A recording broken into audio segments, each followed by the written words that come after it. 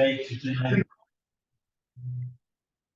Assalamualaikum warahmatullahi wabarakatuh.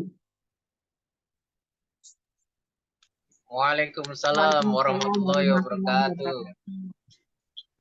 Alhamdulillah.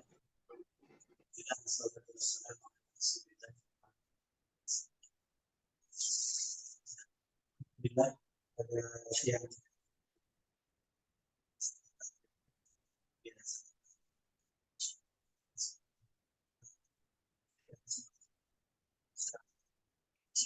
ini terakhir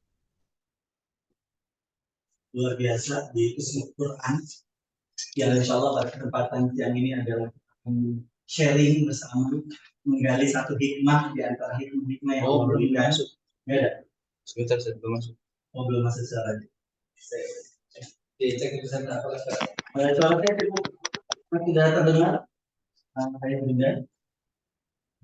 Masuk Ustadz. Oh masuk ya, jelas ya. Bang ini. Oke, baik. Ya, insya Allah siang ini kita akan menggali hikmah bersama. Yang mudah-mudahan dari hikmah kisah dan juga perjalanan ini bisa menjadi ilmu dan juga panduan buat kita semuanya. Insya Allah. Selawat beserta salam, mudah-mudahan kita semua manusia yang betul-betul memaksimalkan kesempatan dan usia yang ada ini bisa mencontoh, mentauladani Nabi Muhammad Sallallahu Alaihi Wasallam. Masya Allah. Ayah bunda yang dirahmati Allah Subhanahu Wa Taala, terima kasih telah bergabung di acara siang ini, ya testimoni keluarga Quran di dalam rangka acara Usbu Quran ya selama sepekan ini. Saya ingin menyapa insya Allah narasumber kita yang sudah hadir, yaitu Pak Dudi Irwansyah. Assalamualaikum Pak. Waalaikumsalam warahmatullahi wabarakatuh.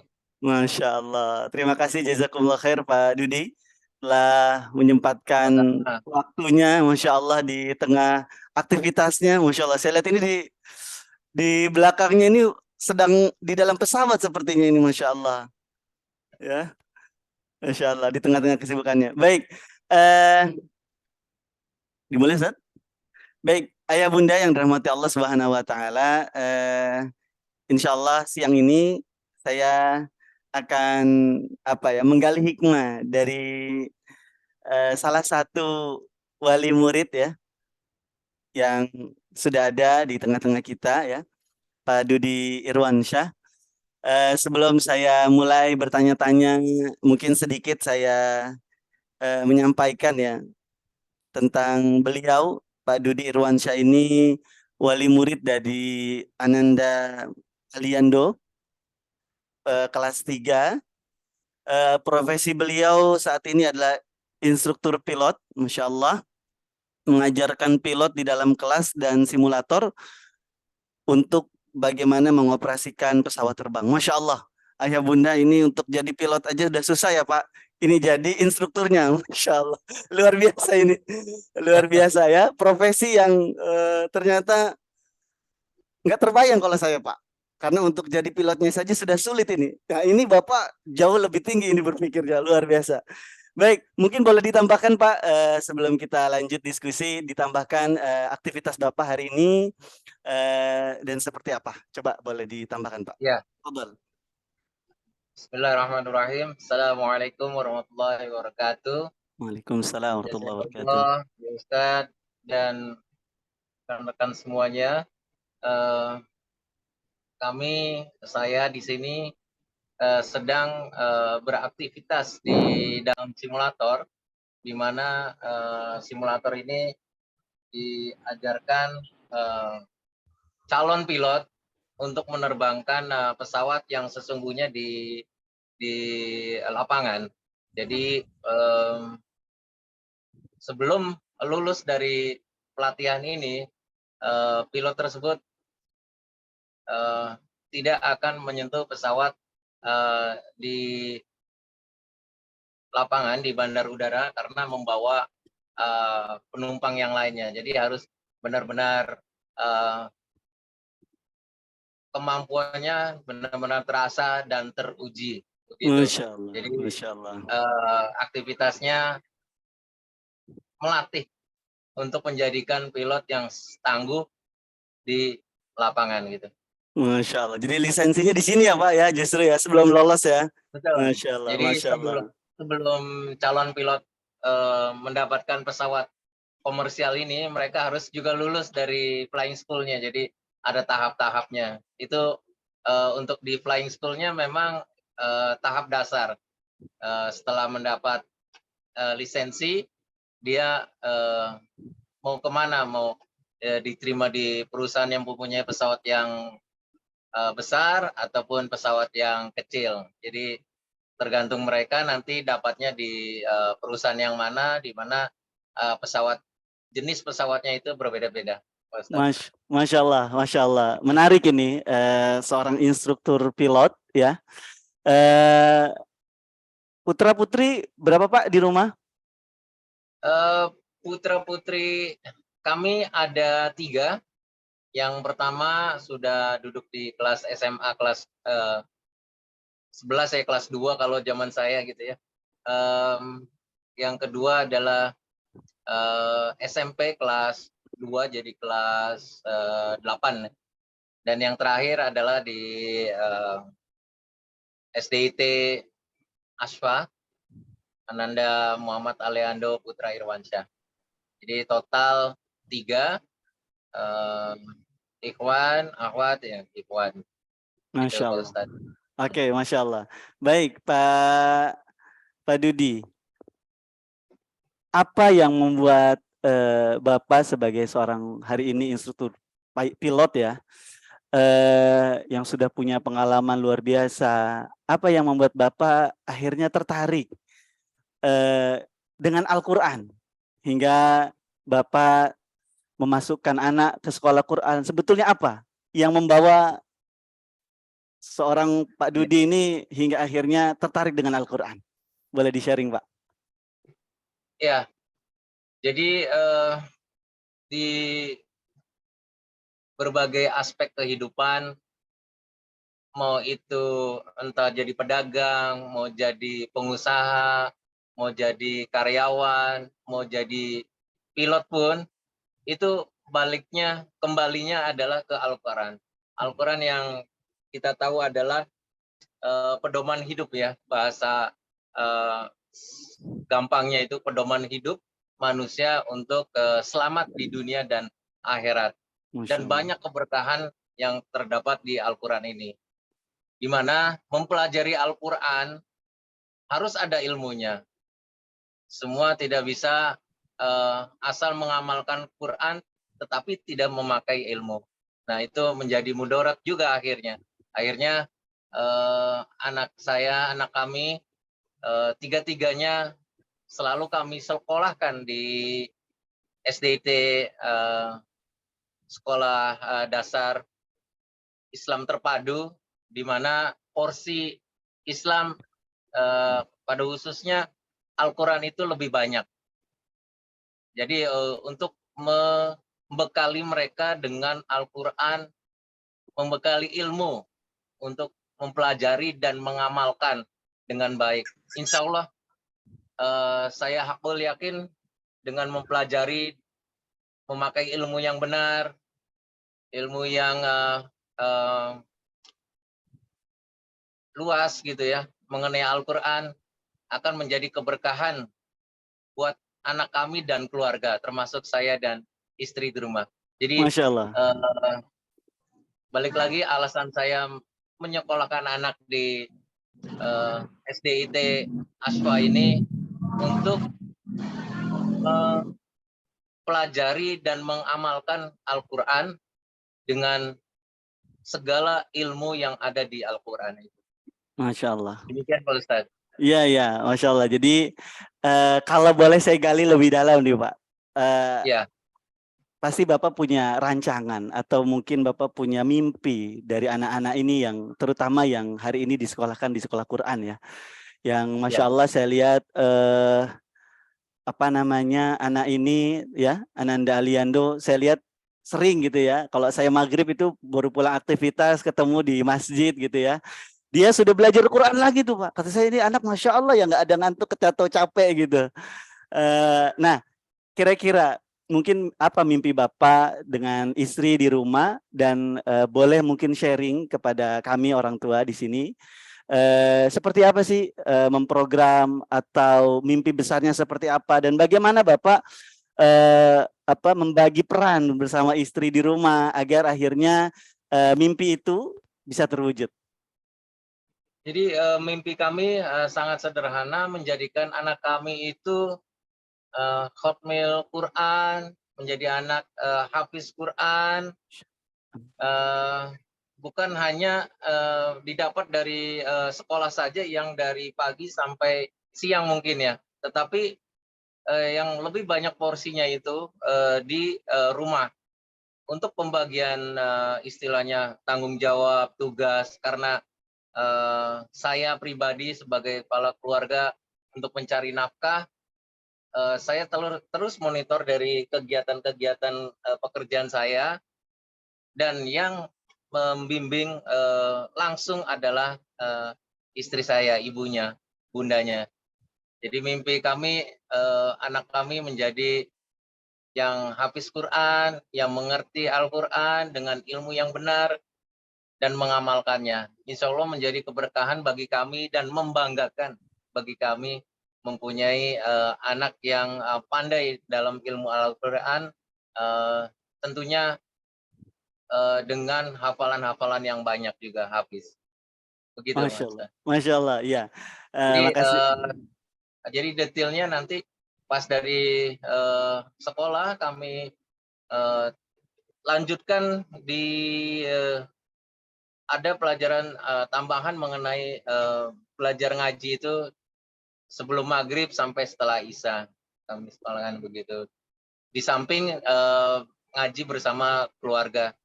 Kalau memang waktunya pas itu memang kami belajar ngaji. Kadang-kadang Aliando ini makhrajul hurufnya sangat bagus ya.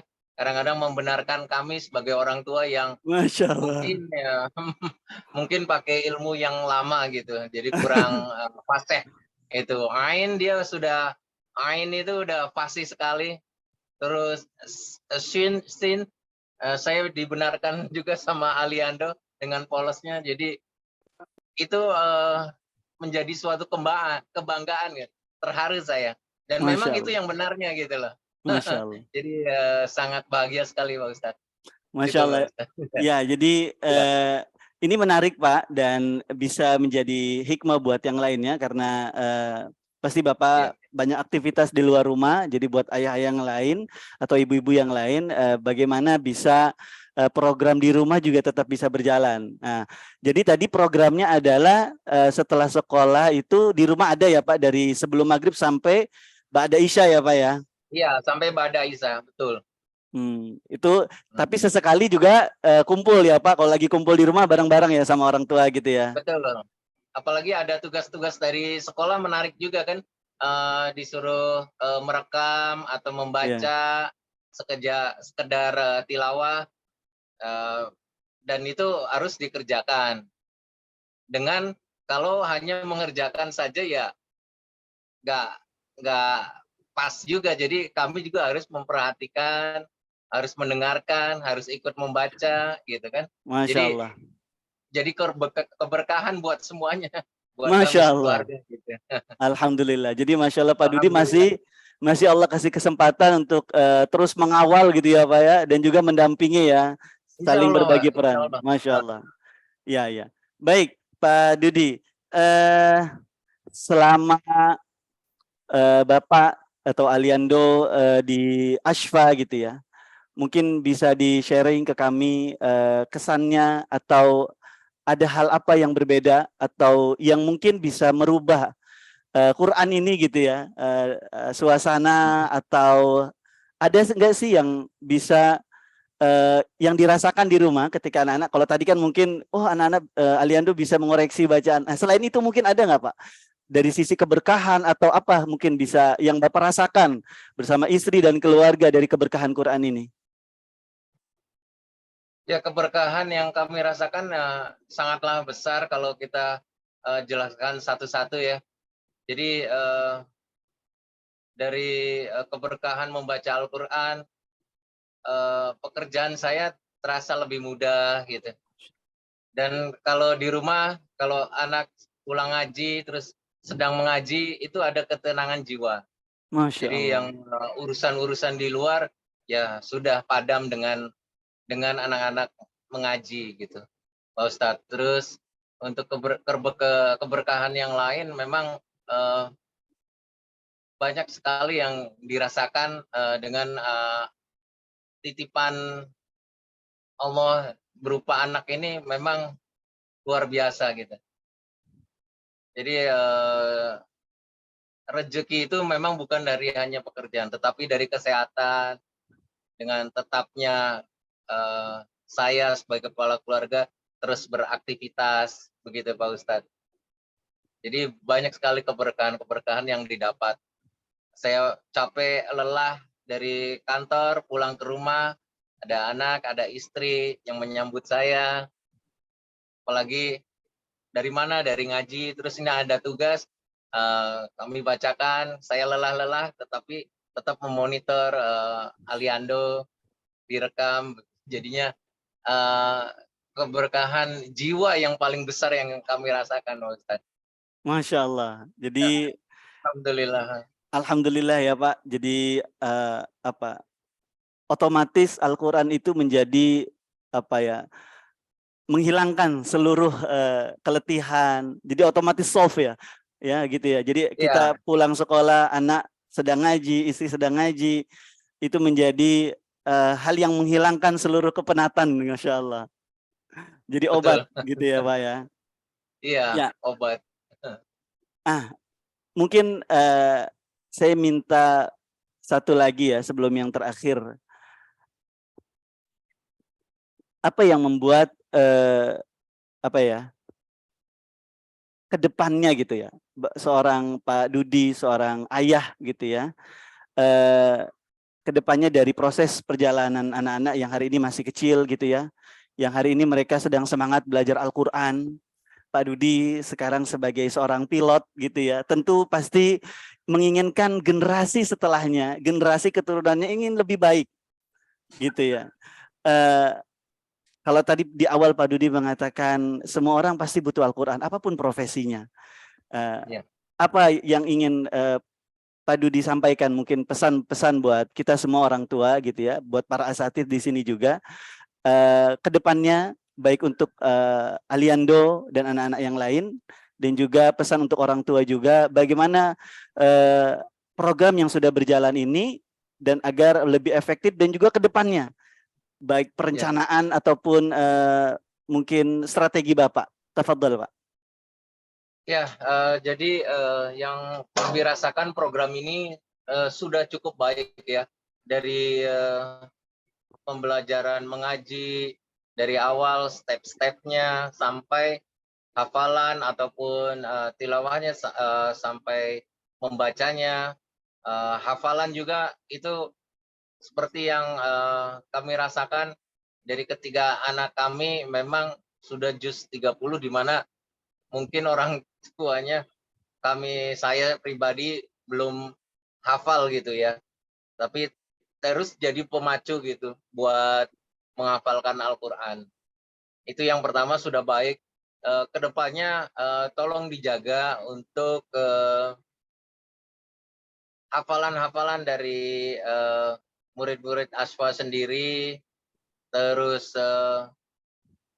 tidak terkecuali siapapun ya. Jadi maksudnya ada yang kurang, ada yang lebih, bisa dibimbing sesuai kemampuannya gitu. Jadi tidak ada yang dikucilkan ataupun bagaimana, tetapi mereka mempunyai kesempatan semuanya untuk mempelajari Al-Quran ini. Dan satu lagi mungkin dengan adanya program yang tadi kami sebutkan, ada beberapa